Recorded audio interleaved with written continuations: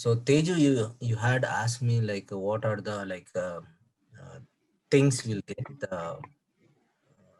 the benefits in data science. So I'll explain about that one.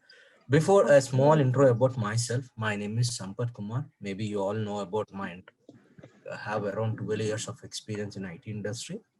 I have worked in Qualcomm, Xilinx, Google, and I'm like a AI engineer, and as well as a data scientist. Okay. So I started my own company that is FeedNet Solutions Private Limited, and I tied up with Swiss Technologies where they are very good in training and placements. So in the combo of FeedNet and the Swiss, we are giving this training now. Okay. So Teju, coming back to your question, data science, we cover statistics, Python, machine learning, deep learning, computer vision, NLP, Power BI, Flask, and cloud. So if you are expert in any one of the area, like you can get a job. Not only like if you need to know all the areas, if you know only particular to like if you say that I am expert in Python, you can become Python developer. If you say that you are very good in machine learning things, like you are very good in statistics and you are very good in Python coding, then you can be a machine learning engineer. Okay. Okay. And if you say that I am very good in deep learning concepts like neural networks, then you can be a deep learning engineer specific to this one. So deep learning engineer must have the knowledge of deep learning concepts as well as neural networks plus Python code. Python coding is must for everything. Okay. So if you say that you are very strong in Python and deep learning concepts, you are very good in that one, and as well as you are combo of machine learning, you are aware of this one, then you can become a deep learning engineer, like where the pay scale will be higher than the machine learning engineer. So if you go as a full stack developer for the Python, you can go and fit into 15 different fields. I'll explain in which different fields. And with the combination of deep learning, if you are say that I have the knowledge on computer vision, that will be added advantage. If you say that no, I don't know this deep learning concepts, I don't know the computer vision related concepts, but I am very strong in NLP, so you can be like expert, like you can be like there are so many openings are there where they are specifically looking for the experts who are in natural language processing and NLU. So natural language understanding, with this combination, like a combination of NLP and NLU, they are creating chatbots and text analytics and sentiment analytics, and they are giving some reading the text from the like whichever the algorithms are created in deep learning, and with the help of computer vision, there will be so many objects, images, image video processing will be there. There will be so much of text will be there. Or if you know about some idea about P and ID diagrams, which are designed in AutoCAD, there are so many like symbols, lines will be there, but there will be apart from that one, there will be a text also which we need to read. That part will be trained with the help of NLP and NLU concepts like topic modeling. Okay, there are advanced topics which are in NLP. So if you say that you are very good and expert in that domain, then you are very good to go as an NLP engineer. Or else you say no, I have very strong knowledge on Power BI, then you can be an expert in a visualization and analytics job. You can enter into the data analytics job, and you can also be a data engineering, like if you are very good in this part like Azure or AWS, you can be a engineer in data engineering side, where you collect the data, raw data, for which we doing this all machine learning and deep learning concept with the on the top of the data. So if you are very good in this one, collecting data and storing the data in different formats, like I'll show that examples for you. Okay, there are whatever concepts are there in data science, you can be expert in one part, also you will be in an industry as a new role, like You can be a Python developer, you can be a machine learning engineer, you can be a deep learning engineer, you can be an NLP engineer, you can be a like a data visualization and a combo of cloud, you can be a data engineer. So in if you see in Python also, like I can say that in Python also we have so many plenty jobs if you are very strong in Python, especially in Python. I'll say like I'll show you that one. 1 second.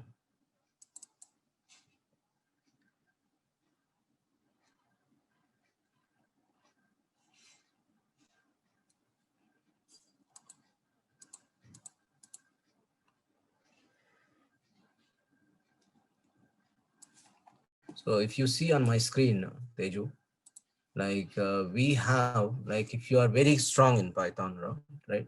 You can be a web development, web designer, and you can be you can come back to artificial intelligence. You can be a GUI developer, graphic user interface developer. You can be a desktop application developer. You can be a game development engineer. You can be enter into testing side automation by using Python. You can be in big data. You can be in data science. You can be in AWS. You can be in robotic process. You can be in web scrapping, and you can be DevOps and system engineer. So you know about DevOps, right? Like AWS and Azure, and Yeah. networking side. So like once you learn Python, like that's why the people are picking Python, because if they are not able to get a chance in data science, they can move in another field also. They have around 13 to 15 fields where almost all the companies are using data Python, especially Google, YouTube, Instagram, Box, Dropbox, SurveyMonkey. So there are so many like companies are there who are specifically looking for the Python engineers, Python developers. So that's why like we are choosing Python as our main coding language in data science, as well as like we also cover all the topics which are related to data science side. So if you have any questions, Teju, please ask me. Let's make this session more interactive. Yeah, I had a doubt. Mhm. You told that we can simply move on Power BI or AWS. Mhm. You told, but simply we can learn only AWS or Power BI, right? What is difference between learning Power BI in data science and the individual course? Is there any difference? See, like I can say you, like if you are going and doing this particular course outside, anywhere, like if you are picking this one, two things, you can be a data engineer. Okay. So like data engineer will be the person will be working on only specific things. Like I can show you one thing. So like difference is that if you go in data science, you'll get everything in a combo. If you're going in particular to that Power BI and cloud, you will be an expert in that particular two domains only. That will major difference. And apart from that one, apart from that one,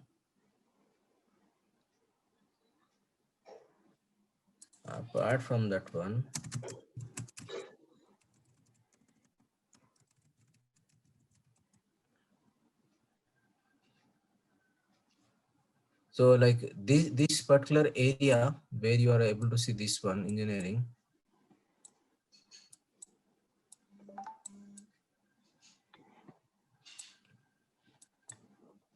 while doing data science will do what is required. Data science will not go and study completely in data like in Power BI and cloud related stuff. Cloud related stuff is very like it's very high, like subject will be in very high. I'll show you that one. Okay. That much of no like in depth we will not go as a data scientist. Like we go in a bits and pieces, like whichever is required for data science course. If you are looking for a special specific to this one, data life cycle, it will be like this, Teju. Like these are the areas from where you are getting the data. So you need to be strong in HDFC, like Hadoop. You need to be very strong in Data Factory V2. In data, like in if you want to make your life in a data engineering side, then I'm saying that like so Power BI will come when you are trying to in the last stage when you are reporting. Before that one, you need to be very strong in this one Data Factory and SQL Data Warehouse and Azure Databricks and streaming analytics, and these parts are there, like ingest, explore, feed, and train, model, serve, and storage. What kind of storage you are using? Yeah, like again, their blob storage, data lake is there, Cosmo DB is there, Azure SQL is there. So if you are very strong in this area, and data engineering side, you are best employed. So like Okay. that, in each and every domain, whichever you are specifically choosing, it will be like ocean. Like you need to be dive in that one, you need to swim around a complete portion of that. So, but in data science, we are not jumping in depth of everything. What is required for data science? What is required for our machine learning? That we are learning in the course, and according to that one only, we are getting into the job. So, like once you say that I'm a data scientist, if you say that you are a data scientist, I have the knowledge on cloud, I have the knowledge in the Flask, I have the knowledge on the Power BI, and you will say that on a specific area from this four, you will say that I am expert in one of them, or you will say that I am expert in machine learning, I'm expert in deep learning. So they will like train you according to that one. Like when you are in college area, when you selected in the campus placement, and they will give you multiple options, like a four, like a 5 to 10 fields. They will give you option which side you want to move in the MNC. Like if you selected, like if you know about this process. So when I got selected in Qualcomm, they given me multiple options which side you want to go. So I choose in one particular areas, one or two. So primary like technology I want to work, or secondary technology, if their chance is not there, if the RIC is not there, then like I have the option. See, in the same way, you will get an option like which side you want to go. So while learning, you will feel that okay, machine learning is my part, it's my cup of tea. Then you'll pick that machine learning. If you say that if you are very good in like deep learning concepts, neural networks, you are feeling interesting in that one, you want to develop new inventions, then you will say that I will be handling a deep learning concepts. So according to that, you can choose your job in data science side. And data scientist is a, like a good storyteller. Like if you don't want to be expert in any of this area, like I'll say like uh, I'm your HR, you will say that Sampad, I don't want to be expert in any of this area, but I want to be only data scientist. That is your choice. Back again, data scientist will have all the bits and pieces knowledge. He will create a model on the like by using all the concepts, and he will report to the clients. He will get the insights from the complete whatever the model he will create. He will like by using the already created algorithms of machine learning engineer or deep learning engineer, concepts should be there. He will take that one, he will import that one libraries, and he will write his own a way of style of code for the data science models. Like he will build one algorithm for a particular problem, and he will give the insights to the clients, and he will explain about that one. He will tell the story about that one. This is the life of data scientist. He is not taking any headache of being an expert in that particular area. He is that just like what is required for his job. He will learn that things, and remaining he will leave that portion. I hope this one almost covered your question, Teju. If you have Yeah, any more questions, you can ask me. No problem. out of the four topics, which is more in demand currently? I So mean, machine learning or all deep are in learning. demand, Teju. I mean to say every part bit is in demand. Like if you take Python is also in very good demand. If you see Okay. like this one, machine learning is also in very good demand. Everything has its own specific importance are there. So you can choose anything, and you can be a good in that particular area. There is nothing wrong. Like you can say like I'm not expert in this one, I'm not expert in this one, I'm expert in computer vision. So it has its own independent like importance. I cannot say that there is Okay. no importance to any specific side. Like everything has its own specific importance in the market. Okay. If I'm not so good at coding, what can I choose out of the four? You can choose data science. Okay, the complete Simplest one. way. So the Okay. complete one, like you can be a data scientist. You will say that I'm not a machine learning engineer. I'm not a deep learning engineer. I'm just a data scientist. I know how to use that one. Like you will say that you have the hammer, you have the screwdriver. So you Okay. know how to fix the watch on the wall. You don't know how to make the watch. You understand, Oh, right? If you say yeah. you know how to make the watch, then they will ask you to do the make the watch and then fix the watch on the wall. You will say that I Oh, don't know the like how to create the watch, but I know how to fix the watch on the wall. That is how a data scientist will do. Like he know how to use these tools, use these libraries, packages, and create a model. So you are not like a expert in statistics, you are not expert in Python, but you are like a expert in like using these things.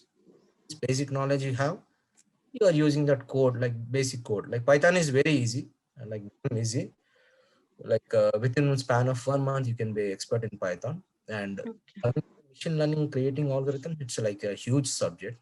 It will take like 6 months to 1 year time to be expert in a specific area. And Okay. deep learning, computer vision, NLP. That depends on the student interest, like how they want to go. Okay. But we'll cover almost all the topics in this training program. And later you can decide which side you want to go and do more R&D and do things. By like once we complete this course, right, by the time you will be an expert in Python. That is for sure. And you will be expert in stats, like which are the topics are important for the machine learning, and you will have the complete idea like for the data science role, whatever the importance topics are there, you will be aware of that one. You will have the knowledge, you will doing the practice also with me. Like I'll share the like there will be like 30% of the theoretical sessions, and 70% will be a practical session, so that it will make your life a little bit easy. Like whenever you face an interview, whenever you start your job in data science journey, you will be feeling comfortable to do that. Okay. Okay. Thank you, Sampath. It's clear now. Okay. So, like, any questions from Venugopal? No, sir. So, like, Venugopal, if you are not comfortable in English, please ask me so that I can explain in Telugu also. But make a practice of start saying something in English, start reading some books, because communication skills is must for data science position. Like a data scientist must be a good storyteller. Like Rajmouli is there, he is very good storyteller. Like to the industry, in film industry, he will speak in his own language like Telugu. But we are data scientists. We need to be very good communicator, good presenter. For that one, we need to practice English, reading, writing, and speaking. This is must. So I also give some communication classes parallel to data science course, because we need to present the each and every insights about the whatever the reports we bring out, how we need to explain to the clients, how we need to present that one in PPTs. So I'll cover up that one also for you people. So don't worry about that one. I'll make you practice on that side also. So as Sir, yeah, right now there is no question popping on mine, sir. Later I okay. will ask you surely, sir. Sure, sure. I understand. That's Oh, just in a, I'm just making a note if you have any no problem, problem. sir. Yeah. Okay. I surely ask a doubt, sir. Right now, no questions popping on mine. Sure, sure. That's very good, and it sounds great, Venugopal. And Thank you, better sir. you both start listening these sessions in laptops instead of mobile phones. Like I'll share the practical Jupyter notebooks to you. So I'll show you how to install that Jupyter notebook, which are required for this one session. I'll show you how to install the Python, which is like installation will be there, like some part of installation there, like how to install the Python, how to install the libraries which are required for the machine learning, and how to install the deep learning libraries.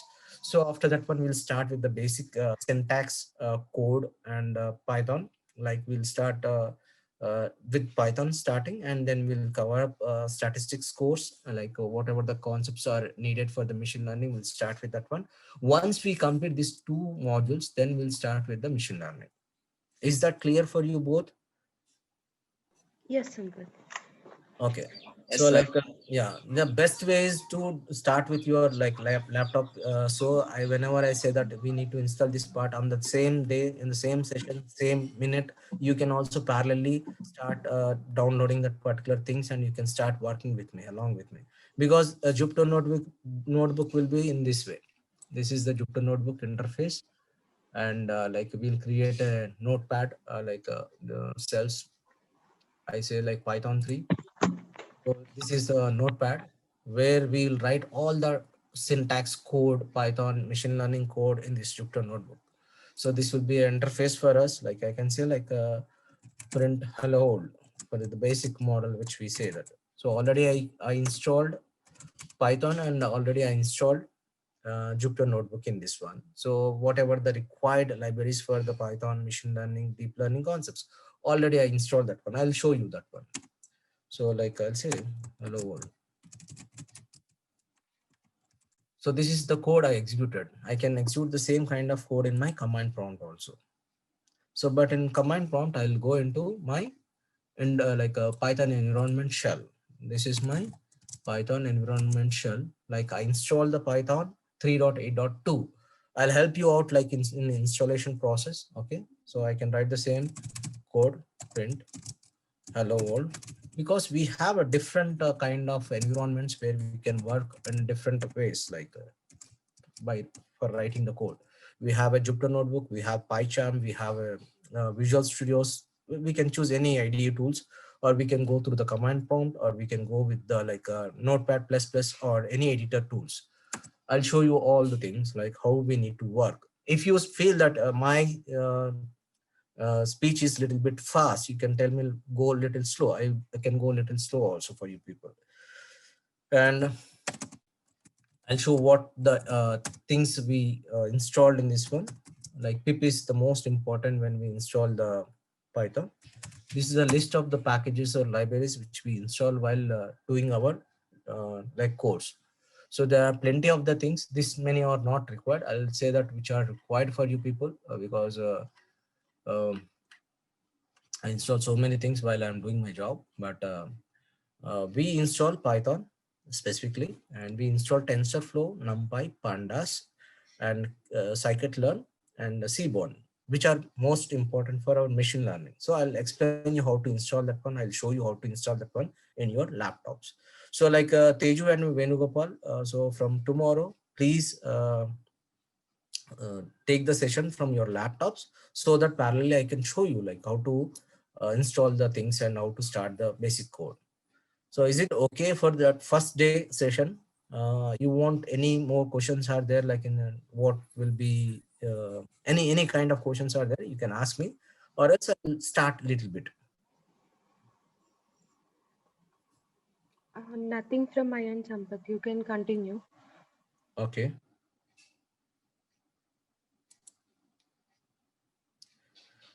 Sure, sure. I'll start then. So actually our agenda is, and we'll start with Python. So like I'll just give a brief intro about Python. Okay. So these are the syllabus which we'll cover in a data science course.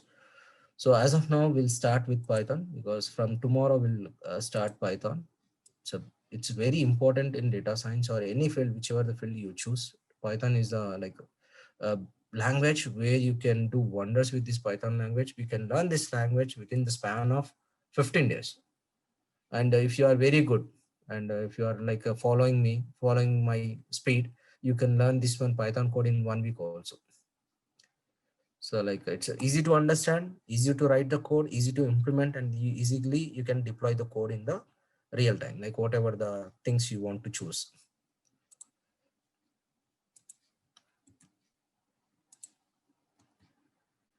Okay, let me.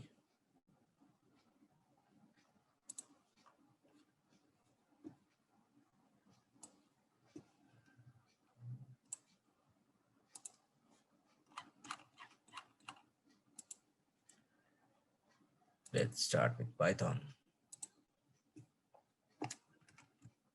So like in Python, like we can also create websites in the with the help of Django framework in front end, back end, everything we can develop in Python, because in Python like we have Django frameworks where it can be in like API, like we can create APIs and we can interact with the 2 or 3 applications. Like you know about the APIs, right, Teju? Like you are working in the coding side or you are working in a different area? Mine is support, but I know API. I have learned Salesforce as well, so I have idea on it. Sure, sure. Yeah, great. So like it's an application program interface, like where two or more applications we can interact. We can take the one, like we can interact and we can fetch the data. We can fetch the importance of what we can use the functions, classes, and we can, and also we can also use some of the importance of another application. For example, HTML is there, CSS is there, JavaScript is there. These are three different applications, three different layers. And the middle layer, like I say, to create any application, any website. So we have a front end layer where like we are designing this website in HTML,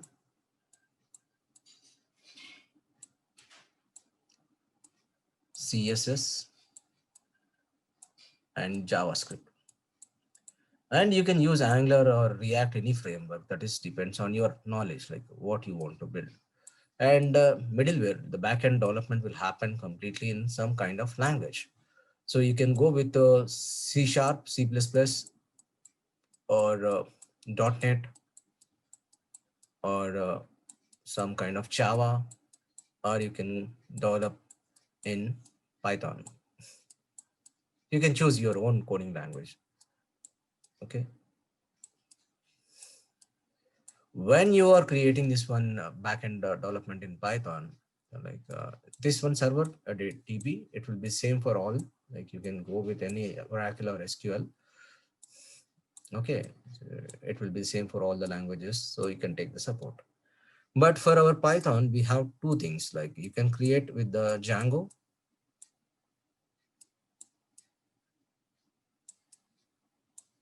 or you can go with the Flask. So Flask is a mini version of the Django, like to interact with the web services. And this is the like biggest one, full stack development, when you want to do the web application development. So like our this one forecastwatch.com is completely developed in Python by using Python solutions. Like so like API means like I'm using as a Flask for my website development. I can directly use, this is the mini micro version, like I can use it easily. I can learn it easily within a day or 2 days, and we can start working on this one.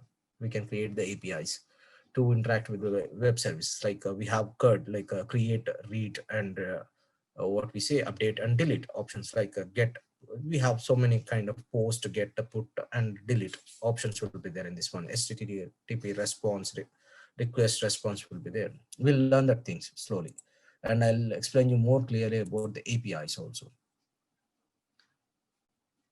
how we can create the APIs. Okay.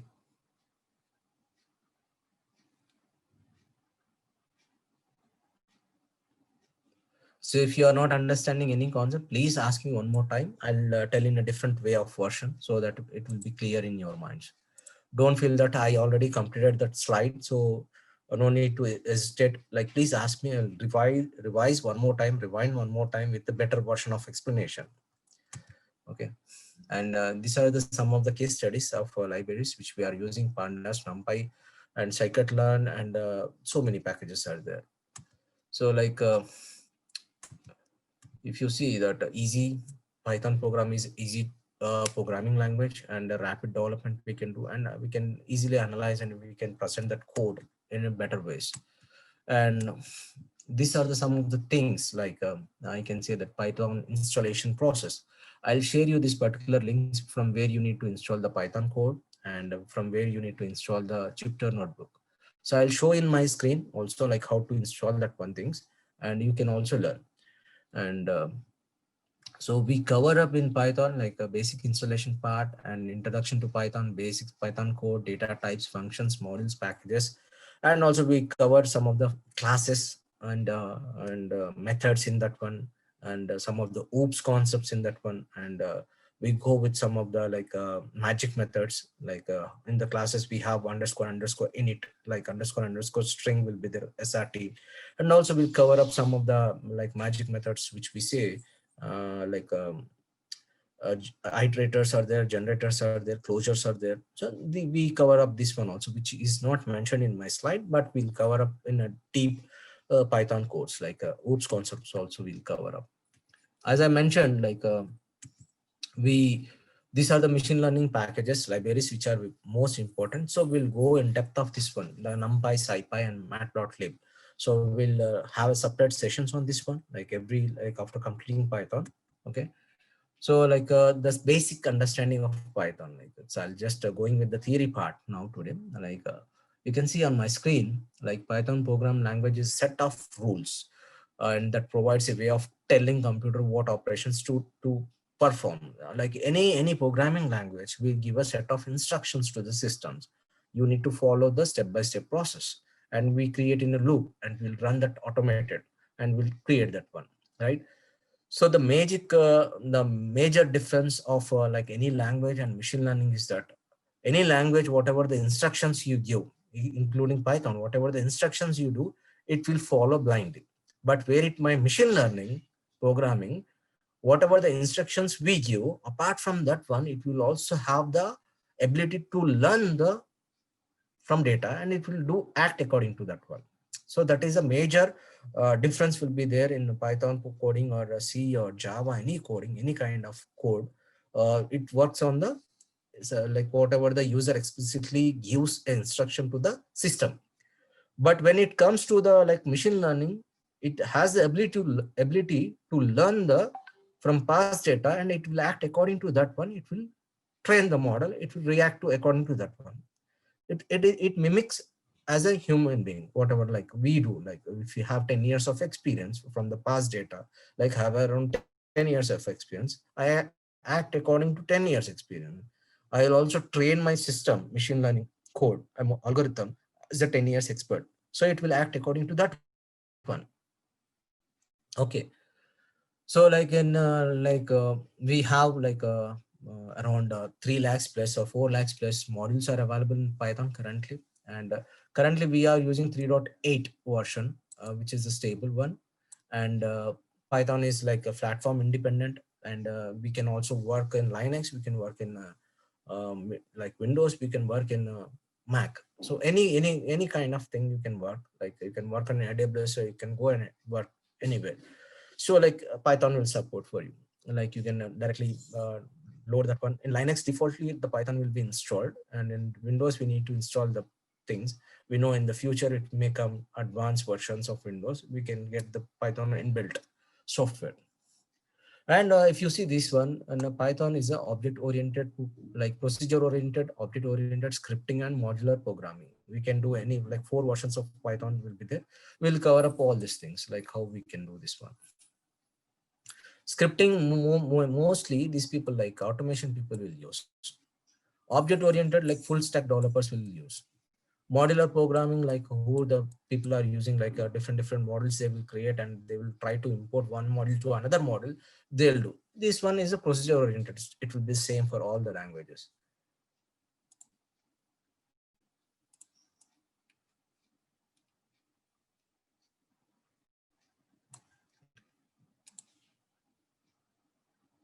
We'll cover that one step by step.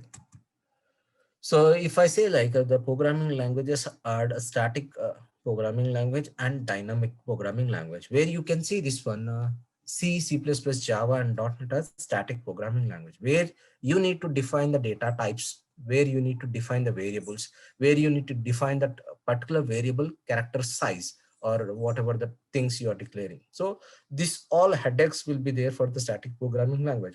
When it comes to the dynamic programming language, we have dynamic data types, like no need to explicitly we will specify the data type or character size or the objects. We are not bothered about that particular things. We can directly write the code, and we can implement the system. Okay. Like as I mentioned, we can work, if you know Python very good, you are very strong in Python, you can work in this domain areas. Like we already covered up this one. So this is a basic syntax, I can say that one. But we can implement Python code in 3 different ways. Yeah, one is, as I shown you guys, like Python environment shell, command line, So this is a way like we can directly go to the Python environment shell and you can write your code here. Like I can say that I'm taking like a equal to 10.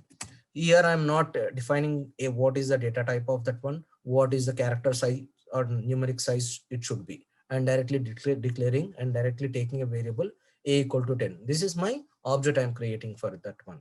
So whenever I say that object I'm creating for it, like a equal to 10, then I can say like I'm not using the print function also. Print is inbuilt function in interpreter. I can directly ask my Python like interpreter by what is a has a value of 10. So I'm getting the print of 10. When it comes to another programming language, it has a different format to do and different instructions we need to follow. But I'm not following that one. I'm storing 20 in B variable. Now I got A and B values. I can do calculations directly. I'll get the results 30. It's very simple. Print, you can say like A plus B. You can do in this process also. You can store that values A plus B in another variable. You can print that variable C, right? 30. So we are able to do the process very easily, calculations very easily. We are not importing any packages or libraries for whatever they required for that one. But only a disadvantage in this Python environment shell is that whenever I say quit from this environment shell, next time whenever enter in back in that same environment shell, that A value is deleted, B variable value, whatever we stored that it got deleted, whatever we did A plus B calculation stored in C, that is also got deleted because this doesn't have any backup or storage support in interpreter like in Python environment shell from the command line. So that's why we don't use command line environment shell for our development process. We either go with the like a notepad plus plus some or notepad, you can say. I can say that one notepad also is a good idea. Okay, I can say that notepad. I can write a code here and like this, like I say A equal to 10, B equal to 20, and C equal to, I'm writing code in my notepad. You know about the notepad, right? Print C. But while saving this one, I'm saving as Python extension. Like I'm where I'm saving this one. I'll save somewhere.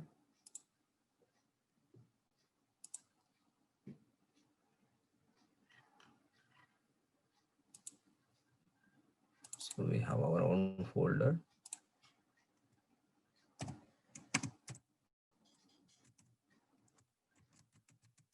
Okay, I'll save in this way. So I'm not saving in text format. I'm choosing all. I'm giving here my first.py file. Okay, so I'm saving in .py format. So my first.py file got created. I'm closing this one. I can see that one directories. Also, I need to go to that particular area.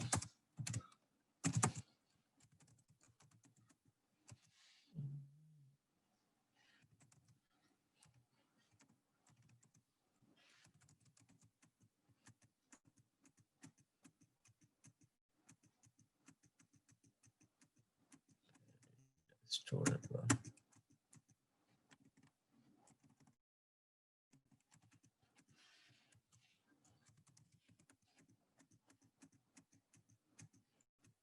We have our folder. Sorry. Let me check where I stored that one.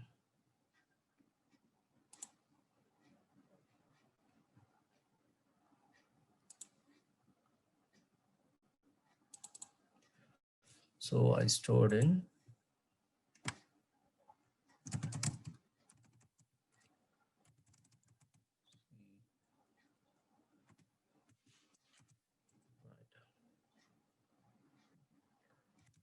in 8 a.m. batch. So I need to go to the particular area to see my file. I have a file. One file is there. So This is the file first.py. It got stored in this one format. So I'm saying Python space first.py. So I'm getting the answer 30. So what is there in my notepad? You can see or notepad.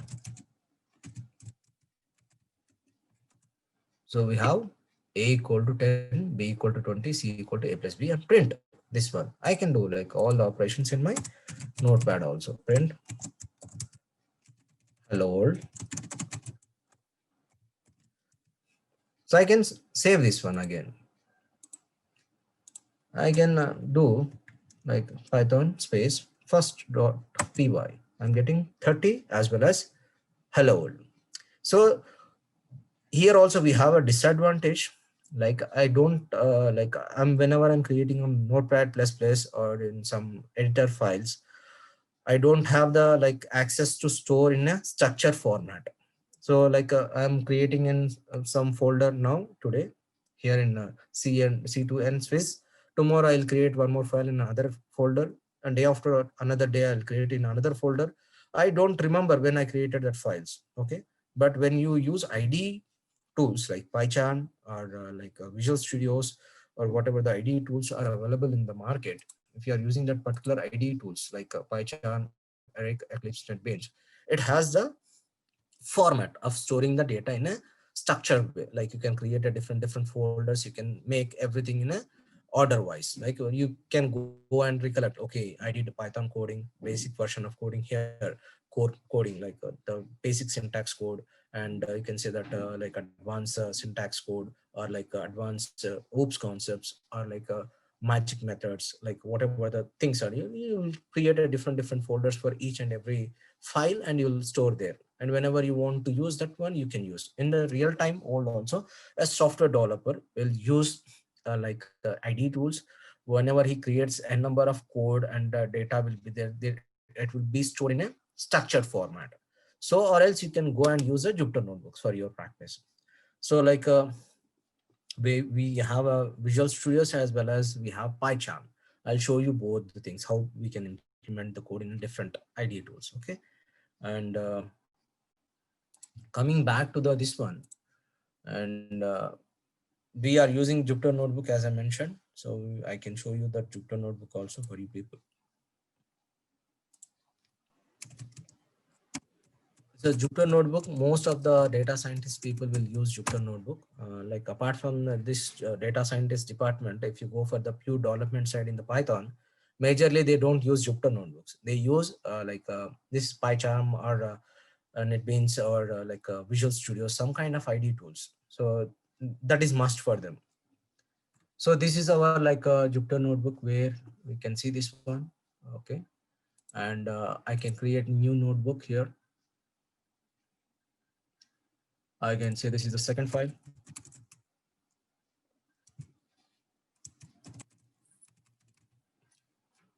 And I can rename it. So I can start doing my code in Jupyter notebook also. So I can do a number of we have the number of cells will be there. You can execute each and every cell. I can create my own code. Like if I say def add, I am giving a comma b and a function like I'm saying that again c equal to a plus b and print back me, or can do return c, and you declared one function here. So like I can call this one add function with certain parameters here. So I'm getting the output. So this is like basic. I'll explain what is the function and I'll explain each and everything. For our intro session of Python, showing a different IDE tools, how we can use Python code, where we can write the code, in which tools we can use most, and what are the benefits of that one. So this is one kind of thing, a Jupyter notebook. I can also show you in more tools. And in Python, we have a data types that are like integer, float, complex, bool, string, list, tuple, set, Sir, dictionary. Yeah, Venugopal. can you explain it one more time, sir? Which one? Like previous one, Venugopal? Yes, sir, like previous one. Okay. Like the Jupyter notebook, whichever we use for the function. This one? Yes, sir. Yeah, Venugopal, this is a little bit advanced topic which I explained, like whatever we did, like a plus b calculation, right? I declared a equal to and 20 and b equal to sum 30, and c equal to a plus b I given. So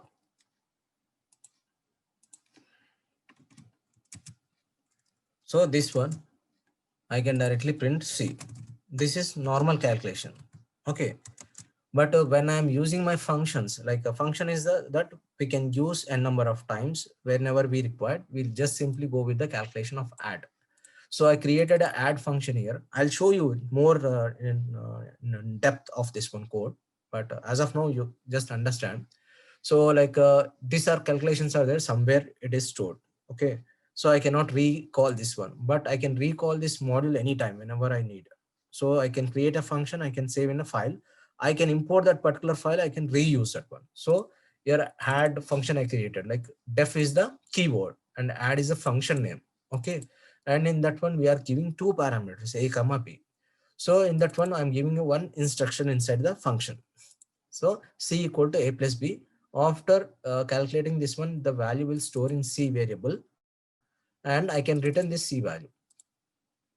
So whenever I call this one add function, I'm passing arguments here, two arguments to my two parameters, a comma b, 4 comma 5 I'm passing. These values will go and update in a comma b. It will come back 4 plus 5. It will store the value in C and returning the value, and we are getting the output. So I can give one more time like add, I can call the function.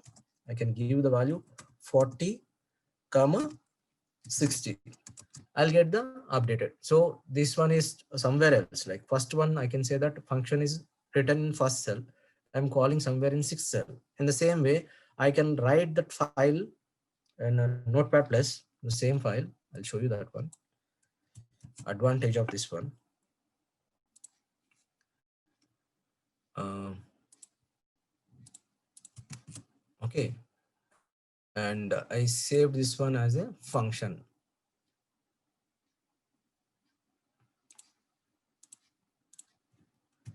Add dot py. So I'm creating a file for this one. Okay, I created this one. And one more file I'm using. This one, don't get confused. I'll show you more clearly when we write, like when we start working from the basics. It's a little bit advanced concept. Okay. So like add import, and I'm calling here like 50 comma 60.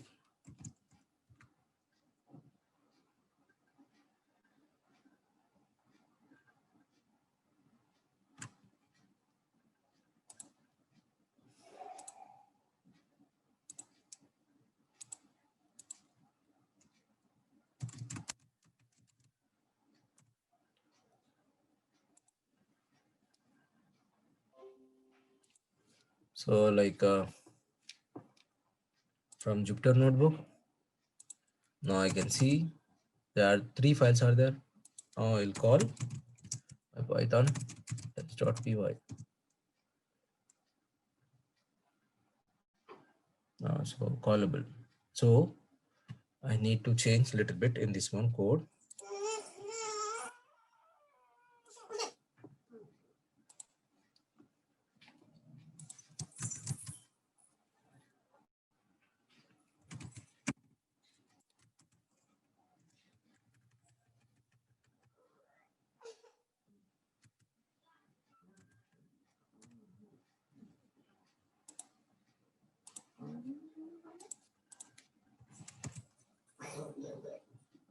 So we are calling that one. We are not getting the print. I'll work on that one. One second. Sometimes Notepad++ also will not work properly as we are able to see in Jupyter Notebook, right?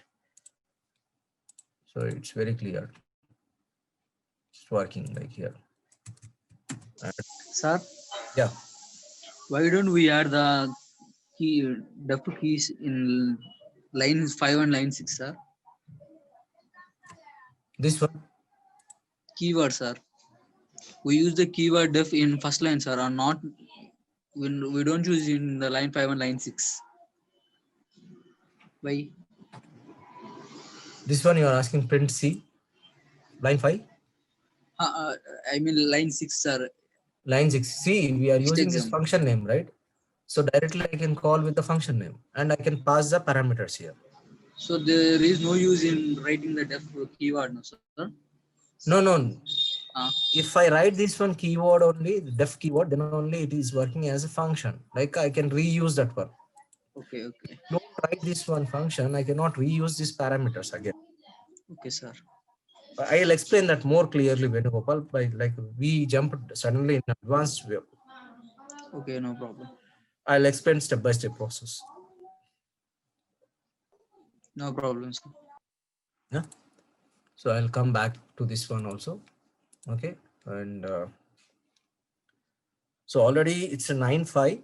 Venugopal and Teju, if you have any questions, you can ask me, or else we'll start tomorrow. Yeah, nothing from this session. In general, I had a doubt. Sure. When we talk about data science, right, everyone says we work on structured data and unstructured data, correct? Yes. So could you please explain me about that? How we receive the data, in what Sure. forms? Sure. See, like I can say we have a data different formats, Teju. Like we have raw data, like Okay. will be no format for that one. Like in general data will be there will be no format. We don't know what is the format. For that one, I shown you like Azure tool, like a tool where the data engineers are fetching the data from the different source, and they will convert the data into .csv or .json or word format, some kind of format data they will convert, and they will give us the data. Okay, from different sources, like from social media, from YouTube, from Twitter, or for from our smartphones, from the auto cars, which we are getting autopilot cars, since they are using a lot of sensors in that one, and we are getting through the IoT cloud. Okay, we will get a source from a different formats and different way of data we'll get, and in a different formats. So that data, whatever the format we receive, that data will import with the help of pandas. We'll read the data and we'll try to analyze the data. What kind of data it is there? It is in a, like a Word, a text, a dictionary format, or it's in a Excel format, or it's a JSON format, or whatever the format it is there. So that data will read through the help of pandas data frame. Like as you are asking about this thing, like types of machine learning, we have supervised learning, unsupervised learning, and reinforcement. Supervised learning, we have complete part of structured labeled data. So we know what is the data and we know what is the output will come in that with the data when we are training a machine learning algorithms. When I say like this is my past data in supervised algorithm, and I'm giving an input in this one, I know this format of the data, I know what output I need to bring it. So like a class teacher, like she knows how to train that students from past 1 year, she is giving a feeding a training different subjects, and she know how what will be the results outcome will be from the students in the SSC exams. So this is supervised and structured labeled data. When I go for unsupervised, we don't know what is the format of the data. If I say that I got the data, but I don't know the format of the data, I don't know what is exactly inside that one, but I want to segregate that data into different parts. Then I'll use identifies with the pattern recognition will be there in unsupervised algorithms. We have a like a technique which will identify the patterns and it will segregate the data. It will organize the data. So this is a unsupervised algorithm, we'll say. And when it reinforcement, like something which learns from the mistake, we designed a program and it will start working with on that one, like it's playing a chess game with the human being, but it's making a lot of mistakes in making a move of the chess coins. So that time, like it learns from mistakes. Whenever it does a mistake, it will mark it as a negative mark, and it will not repeat the same kind of step again with the human being.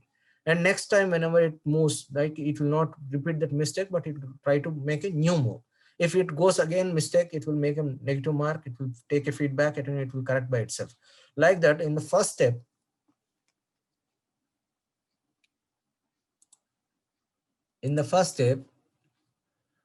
it got minus mark of first move, and like second step, it got +1.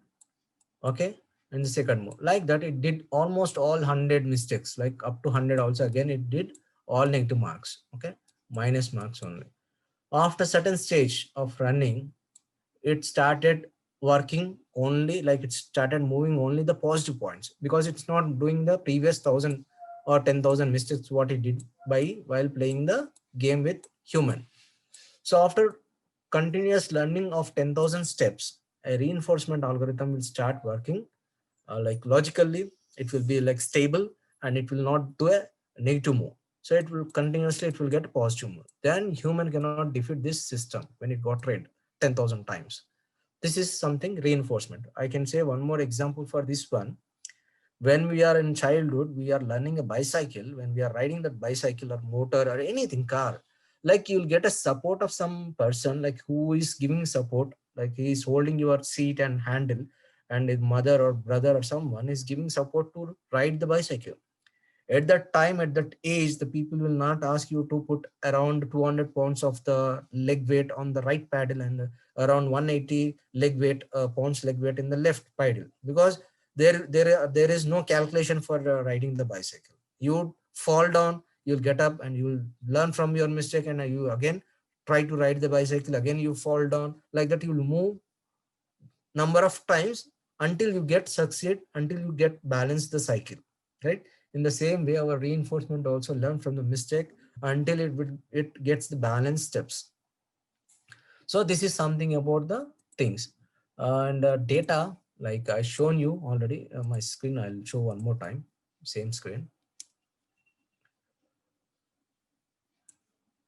So you understood this one, right? I'll show you the data parts. Like machine learning has supervised, unsupervised, and this one classification, regression, and unsupervised machine learning, we have clustering and association, something different. Okay, I'll tell about the data parts now. Data engineering people will help us in which ways. Okay, one second. So now if you go of the data life cycle, the data we are getting from the this many cloud, IoT, and CRM. So these are it's the data for our like to get the data in a mod algorithm, right? Data engineer like and data analytics give the, and they'll also give unstructured for missing some or but almost semi data will be there. They run time analytics people or the data scientist people will use the data from the data engineers. Whatever the data they are getting, we use that one. In some companies, this role also we need to do. In startup companies, they will say that I don't have the budget of data engineer team to maintain it. So can you please take the part of this one? Then engineer, if he interested, then he will learn the data engineering part, like Azure or machine learning, and like Azure or AWS part, DevOps thing, and he'll like he take care of this data engineering part also. And like after crossing certain years of experience, like 10 years or 12 years, that time also it's must, like you need to do a AWS DevOps certification or Azure certification course. So that will create a weightage to your CV. Then only you'll get a very good box from the companies. So it's clear, Teju, like from where we are getting the data. Yeah, it's In a clear. different formats. There will be no certain format, a specific format. We have a different formats of data will be there, but we have ways to read the data in our understanding. Like human readable format, we can bring it back by using Pandas data frame or Okay. Power BI tool also, or Tableau is there. Or like we have so many things are there which we can take the support. So, as per my understanding, the output will be in a report, and And what form will be the output of the data? That depends, like you can save in a CSV format, or you can save in a different format. You have Okay. option to create the, but mostly whatever the output you give, and people will not go with that one. Like they'll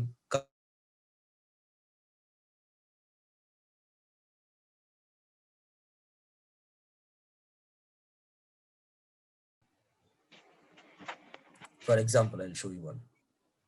Like basically we give a user interface to the client.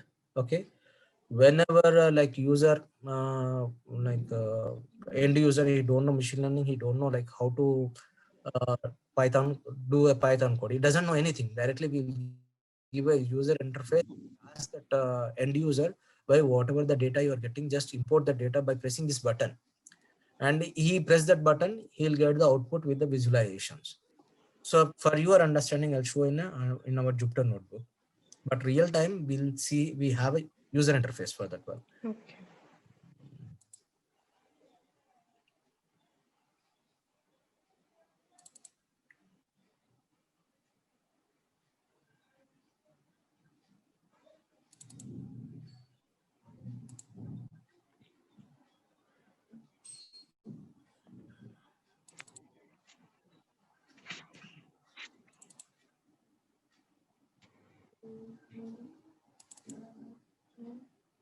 And in real time, this part comes under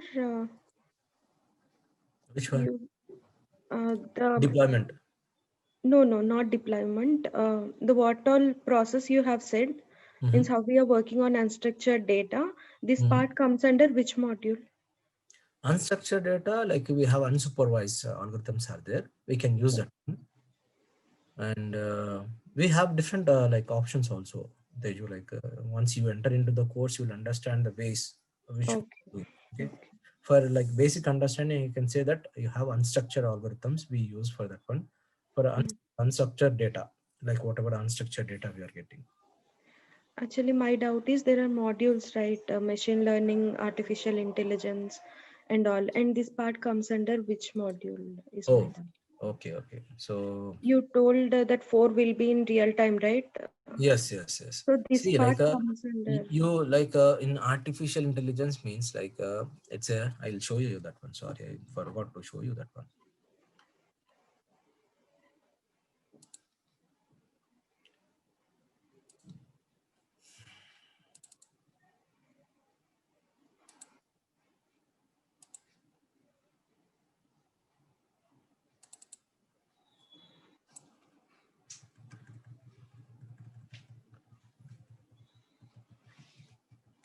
See this one, like in real time, like artificial intelligence is a big circle. If I say under Okay. that one, we have a subset of machine learning. Under that one, we have a subset of deep learning. Like AI application means like he is using the both the things like machine learning as well as deep learning. Like whichever the AI application we build, that will be on top of both applications. And when I say only machine learning application means he using purely statistical related models which he's creating. And in machine learning also, like if I say that I can work on unstructured data with the help of unsupervised algorithms. And Okay. also I can work on unstructured data. In both the areas I can work. But the difference is that like it has the threshold, like until up to certain data machine learning can handle. Like we have like a kilobytes, megabytes, and we have gigabytes, we have terabytes, we have petabytes, we have exabytes, right? When we are crossing certain limit of machine learning threshold, then it will cannot handle. After that one, we need to work in the deep learning, and deep learning cannot work on the limited data like kilobytes or megabytes. It cannot work on that data. It need like what we say a huge data to handle to do the process. Okay. Fine. Now my question is answered. And I'll tell you more clearly about one more topic also, like it will clear you more in depth. uh, One second.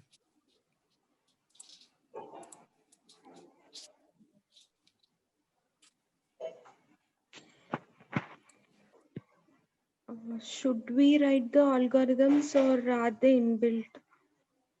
So for data scientist, a person like uses already inbuilt algorithms which are built in by this machine learning engineers and deep learning engineers. Like Oh, say that you want to write your own algorithm, like you have very good knowledge and you want to work on invention side. If you are very much passionate, then you are always welcome. You can write your own algorithm. That it will happen only once you get certain experience, like you working the data science side, machine learning algorithm you are seeing, models you are seeing, and you can modify initially, uh, start practicing on modifying the pre-existing models. Then you have an idea like how to implement the new one. Initially, like this machine learning engineers has a certain experience. They are very good in stats. They did a PhD statistics and they are very good in programming language. They know how to like write logically, create algorithms. Then they work on machine learning side. If they are very strong enough in neural networks also, then they create a deep learning algorithms. Already we have inbuilt algorithms which we can use and we can work as a data scientist as of. okay. But in future, if you want to be a specific expert in machine learning or deep learning, then you need to learn the things more deeper. Okay. So like I'll say the example the one picture where we can differentiate the what machine learning engineer and what deep learning engineer and what data scientist is doing. Like ML engineer is working on in depth of stats, math, and on Python coding, and he creates a new algorithms. He knows very well like how to create the data structure algorithms. And deep learning engineer, he is working on the neural networks. Okay, I'll show that neural networks part tomorrow or today if time permits. He Yeah, works on the I deep saw learning. that in your demo. Yeah, yeah, very good. And in a data scientist person, like he don't know how to create the algorithms newly, and he don't know how to create the deep learning algorithms, but he knows how to use this inbuilt algorithms in his Python coding and show in a visualization. Right? He can create an algorithm model, not algorithm. He creates by using that algorithms. He will create a model. He can train a model and he can give a solution to the people and users. So this banda, machine learning engineer, he is expert in creating new algorithm. Deep learning engineer is expert in his own area how to create a new algorithms. That is their job. Our data scientist people knows like how to use the tools and create our model. Okay. Okay, now I got an idea on that. Mhm. Thanks, Sampath. Yeah, welcome Teju. Already like daily session will be there around from 8 it will start, and we'll cover up to 30. And initial stage I'll take 1 hour. You maybe feel comfortable or not comfortable with like 1.5 hour session or 2 hour session in the starting stages. So we need to do so many process, like we need to install your laptops with the Python and libraries and Jupyter Notebook, whatever the tools are required. So like one first day, second day, it will go in that installation process. After that, we'll start real time coding and everything with the Python. Okay. Like tomorrow, Okay. I'll show you like how to install the things. So please use your laptops instead of mobiles. Okay. So Okay, I Sampath. hope you have laptops with you guys like Venugopal and Teju. Yeah. Yeah, if you have laptops around the i3 processor and Intel, like with some 2 GB RAM also, it's enough. Around RAM is 4 GB RAM should be there to do this kind of operations. If you don't have that kind of setup, if you have advanced stations, that is well and good. If you have basic version of systems also, okay, no problem. We can run in Colab, Google Colab, we can use and we can run it. Okay, I'll show you how to use that one also. So Venugopal, you have a laptop with you?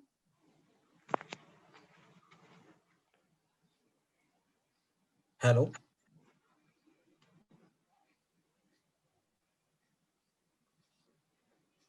So I'm not getting any voice of Venu. And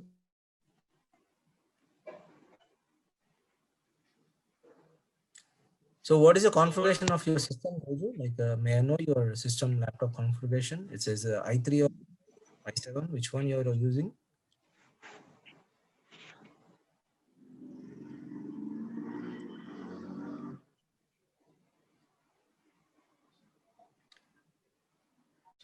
Okay, maybe some audio. Are you able to listen? Is it my voice is audible for you people? Yeah, it's audible, Sampath. So which system you are using laptop? i5 or i3? It's i3 and 4 RAM. 4 GB RAM. Great. I don't have laptop, but I borrow from others. Okay, no problem. Like we can work on that one. Whenever you get the laptop, please get it by tomorrow. So we can. I'll show you how to install the things. Okay. Okay. So I'm ending the session here. Teju and Venugopal, Yeah, have a you. great day. Thanks. Thanks.